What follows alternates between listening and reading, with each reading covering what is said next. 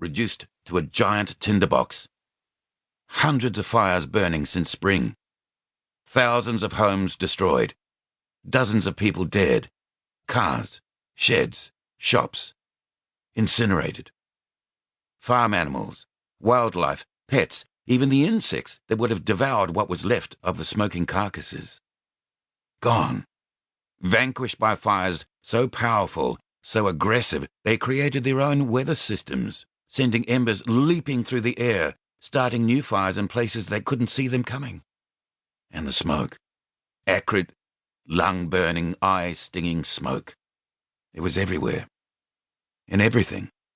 Including the warehouse in Surrey Hills, where Bailey was slowly making his way through the crowd, head bowed, avoiding eye contact with the mostly white men with flashy haircuts, tattoos, and ill-fitting stonewashed jeans. Some of them with Australian flags tied around their necks, all of them with hard faces, the patriots. "Excuse me, brother." Bailey felt a heavy hand on his shoulder, turning to see a tall man with a square jaw looking down on him. He had a web tattoo inked into his neck and a spider climbing the side of his shaved head. Thug art.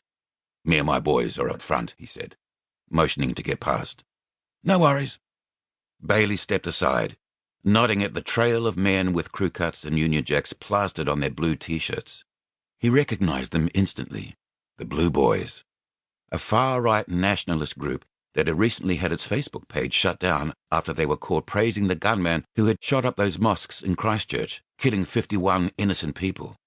Bailey checked his ticket on his mobile phone. Thankfully, he'd been seated up the back where he could make a quick exit if things turned ugly. He stared at his ticket a moment longer, shaking his head at the price tag. $1,000 to listen to Augustus Strong, the race-baiting doyen of America's alt-right movement and favourite among neo-Nazis and far-right nationalists. What a rip-off. At least Bailey hadn't personally paid for his seat. The magazine had picked up the bill because he was there for a story, different from the ones he'd spent years chasing in the Middle East. His first article for Inquirer magazine, a feature about Augustus Strong's visit to Australia. The warehouse reminded Bailey of an old mechanic's garage. Grease stains on the floor. Corrugated iron roller doors tarred with paint and rust. Brick walls chipped and scarred. There were dozens of old warehouses in this part of Sydney. Most of them had been converted into trendy apartments, cafes and restaurants, clothing outlets or function spaces for parties and events like the one Bailey was attending tonight. The location of the warehouse had been kept secret, with a message sent out to ticket holders an hour before to let them know where to go. Bailey had made it with plenty of time to spare, because the Darlinghurst end of Surrey Hills was next door to Paddington, the suburb where Bailey lived in a single-storey townhouse. The warehouse was so close that Bailey had decided to leave his car at home and walk. The protesters hadn't taken long to get there either. On his way in, Bailey had counted at least a dozen people holding placards on the footpath outside, and he knew the number would swell.